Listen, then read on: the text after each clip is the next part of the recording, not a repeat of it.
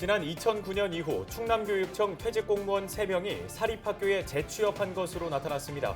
공직윤리법 개정안 시행 이전 취업자의 경우 심사를 거치지 않았던 것으로 드러났습니다. 경찰청 국정감사에서 불법 촬영 범죄가 도마 위에 올랐습니다. 충남에선 최근 4년 동안 700건 이상 발생해 대책 마련이 시급하다는 지적이 나왔습니다. 태안군이 작은 영화관을 직접 운영하기로 했습니다. 코로나19 사태가 장기화되면서 경영난을 겪어왔는데 지난 13일부터 군 직영으로 전환하고 다시 문을 열었습니다. 최신 언론 기사를 분석해 알아보는 빅데이터로 보는 지역 이슈 시간. 최근 한 달 동안 가장 많은 관심을 받은 충남 지역 민원 키워드를 살펴봅니다.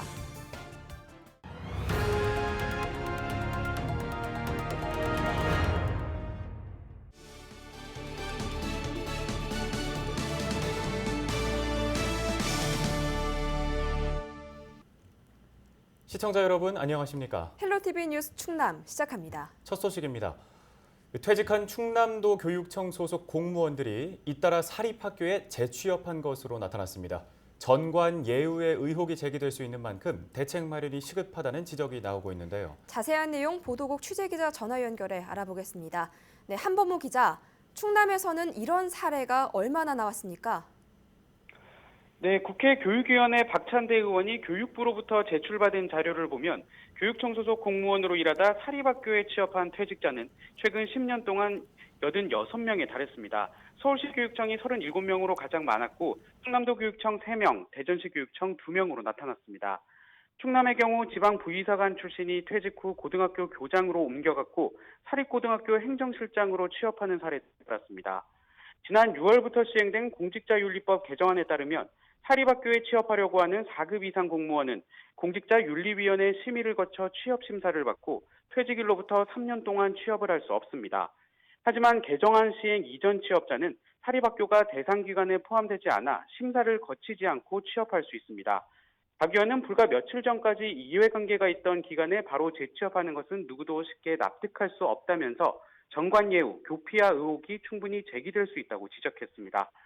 이어 퇴직자 재취업 이력 공시, 재취업 관련 부당행위 신고센터 운영 등 방지책을 마련해야 한다고 주장했습니다. 네, 계속해서 다음 소식 살펴보죠. 이번에도 국정감사를 통해 드러난 내용인데 충남의 지방세 과온합 금액이 크게 늘었다고요? 네, 그렇습니다. 지방세 과온합금은 행정기관의 착오 등으로 초과 또는 잘못 납입한 금액을 말하는데요. 국회 행정안전위원 이해식 의원이 행정안전부로부터 제출받은 자료를 보면 충남의 지방세 과온합 금액은 지난 2015년부터 2019년까지 30%가량 증가했습니다. 이 기간 전국 17개 시도의 과온합금은 1,380억 원에 달했는데요. 충남은 87억 원으로 경기와 서울에 이어 세 번째로 높았습니다. 이 의원은 과온합 예방을 위해 자료관리 체계를 개선하고 지자체 점검을 강화해야 한다고 밝혔습니다. 네, 소식 여기까지 듣겠습니다. 지금까지 보도국 한범호 기자였습니다.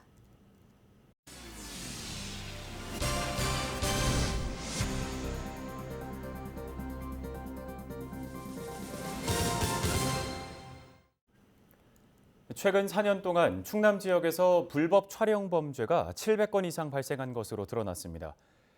더불어민주당 한병도 의원이 경찰청에서 받은 국정감사 자료를 보면 2016년부터 지난해까지 4년 동안 충남에서는 709건의 불법 촬영 범죄가 발생했습니다.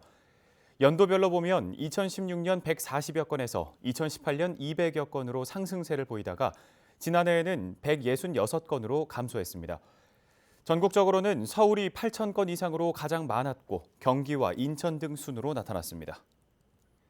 태안군이 작은 영화관을 군 직영으로 전환했습니다.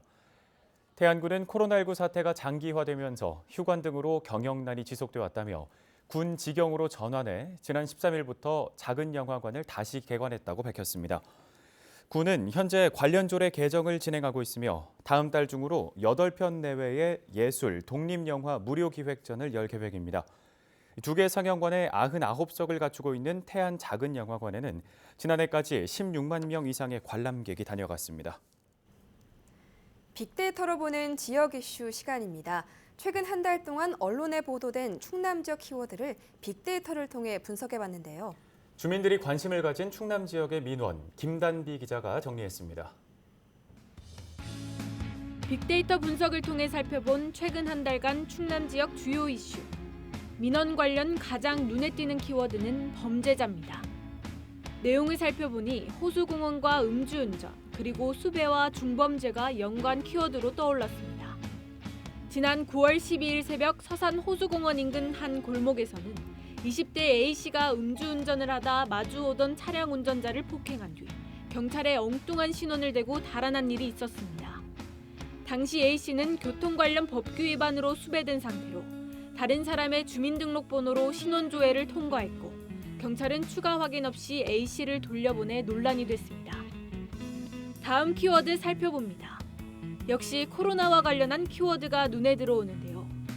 연관 키워드로는 도서관과 취업, 마스크가 있습니다. 코로나19로 좁아진 취업문에 비상이 걸렸습니다. 고용시장이 위축되면서 올해 대학 졸업 예정자의 취업률이 절반에 못 미칠 거라는 조사 결과도 나왔는데요. 이렇다 보니 청양에서는 시골 청년들도 취업 정보를 제공받을 수 있게 채용 공고 게시판을 도서관에 구축해달라는 글이 올라왔습니다. 코로나19 관련 마스크 착용에 대한 민원도 제기됐습니다. 태안군 근흥면에서는 장사하는 분들이 마스크를 착용하지 않고 영업을 한다는 민원이 접수됐는데요. 관광지인 만큼 철저한 관리가 필요해 보인다는 의견 주셨습니다. 마지막 민원 키워드 개천절입니다. 제헌절과 3.1절, 현충일 등 국경일과 공동주택이 연관어에 올랐는데요. 10월에는 우리 민족 최초 국가인 고조선건국을 기념하기 위해 제정된 개천절과 한글의 우수성을 기리기 위한 한글날이 있습니다. 모두 국경일로 태극기를 다는 날이지만 요즘 들어선 태극기를 다는 모습이 눈에 띄게 줄었죠. 서산의 한 주민은 민간에서 자발적으로 국경일에 태극기 달기 운동을 펼쳐야 한다고 제안했습니다. 지금까지 빅데이터로 보는 지역 이슈였습니다. 다음은 우리 지역의 궁금한 이야기들을 파헤쳐보는 온라인 콘텐츠 뉴스토리 시간입니다. 가로림만에서 멸종위기 해양보호생물인 점박이 물범이 카메라에 포착됐습니다. 해마다 10여 마리가 관찰되는데 주로 사람의 발길이 미치지 않는 곳에 서식하다 보니 카메라에 담기가 쉽지 않은데요. 정선영 기자가 취재했습니다. 여기는 충남 서해안에 위치한 가로림만. 따뜻한 햇살 아래 아주 귀한 분들이 누워 있는데요. 은빛 털의 검은 무늬, 짧은 앞다리에 지느러미 같은 뒷다리, 동글동글 귀여운 얼굴.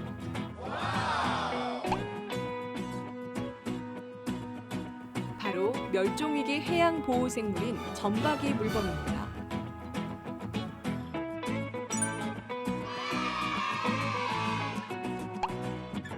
육지에선 좀 느리지만 물속에선 엄청 날렵하네요.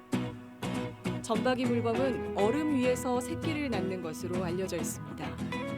추운 겨울 중국 바레만에서 출산을 하고 날씨가 따뜻해지면 서해를 따라 한반도로 이동하는데요. 우리나라에선 주로 인천 백령도에 서식하는데 최근 충남 가로림만에서도 관찰되고 있습니다. 국내 최대 서식지는 백령도인데 매년 한 300여 마리가 출현을 하고 있습니다. 이 가로림만 해역은 국내에선 유일하게 육상에서 관찰할 수 있는 서식지입니다. 주로 봄이나 여름 시기에 한 10마리 내외가 드물게 관찰이 되는데요. 백령도에 서식하는 점박이 물범은 바위 위에 올라서 휴식을 하는 데 반해 가로림만 해역에서 관찰되는 점박이 물범은 사리 때 모래 둔턱에 올라서 휴식을 취하는 것이 특징입니다. 충남 서산과 태안에 걸쳐 있는 가로림만. 꼬불꼬불 리아스식 해안선에 드넓은 갯벌, 많은 섬들을 품고 있는데요. 세계 5대 갯벌이자 우리나라 첫 해양생물보호구역으로 지정된 곳입니다. 국가보호종을 비롯해 해양생물 420여 종이 살고 있는데요. 식물부터 갑각류, 조류, 포유류까지 먹이사슬도 다양하게 구성돼 있어 생태학적 가치도 높습니다. 남북으로 열려 있으면서 호리병 모양으로 내륙으로 깊숙이 벌려져 있는 만입니다. 그러다 보니 갯벌 수위가 낮고요. 그래서 해양 생물들이 여기에 유치원처럼 자라고 성장하는 공간입니다. 그 공간이 남아있기 때문에 가로림만이 해양보호구역으로 지정된 것이고 가로림만이 다른 갯벌과 또 다른 차별성이 있는 거고 중요하다고 생각을 합니다.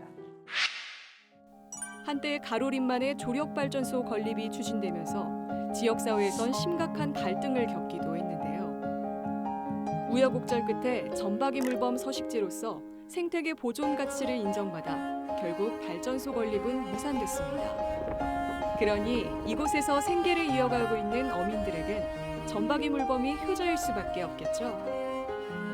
가로림만은 진짜 우리가 꼭 지켜야 될 우리의 곡식 창고입니다. 저력발전을 철회한 게 물범의 한 80% 정도 한 것 같아요. 그리고는 그전에는 그냥 전박이 물범은 뭐 천연 기념물로 이렇게 생각하고 있었는데 그 뒤로는 전박이 물범 소리만 나오면 진짜 물범한테 진짜 감사한 마음이 절로 우러나오고 있습니다. 그래서 전박이 물범이 지켜낸 가로림만.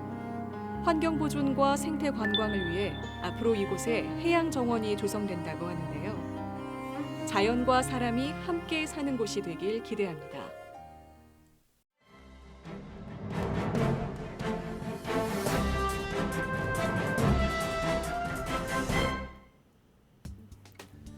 브리핑으로 전해드리는 예산 뉴스 무한 정보입니다. 우리 지역 곳곳에서 추수철을 맞아 콤바인과 트랙터 등이 분주하게 움직이고 있습니다. 수확의 기쁨을 맛보는 시기지만 해마다 이맘때면 농기계 안전사고가 끊이지 않기 때문에 농민들의 각별한 주의가 필요합니다. 실제로 지난 5월 대흥 신송리에서 오르막길을 가던 트랙터가 뒤집어져 운전자가 기계에 깔리는 사고가 발생했고 운전자는 양손발과 다리에 부상을 입어 병원으로 옮겨지기도 했습니다.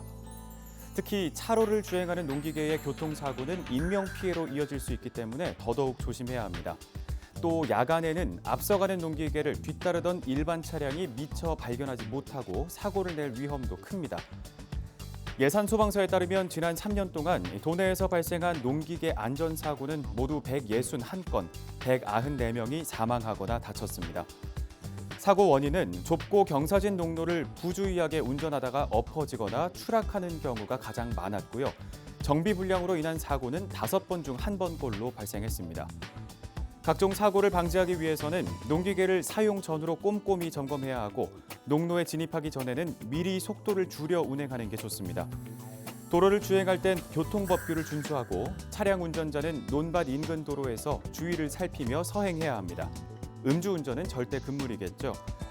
안전한 수확철을 보내기 위해서는 서두르거나 무리하기보다 기본부터 잘 지키는 자세가 필요하겠습니다. 신문 브리핑이었습니다.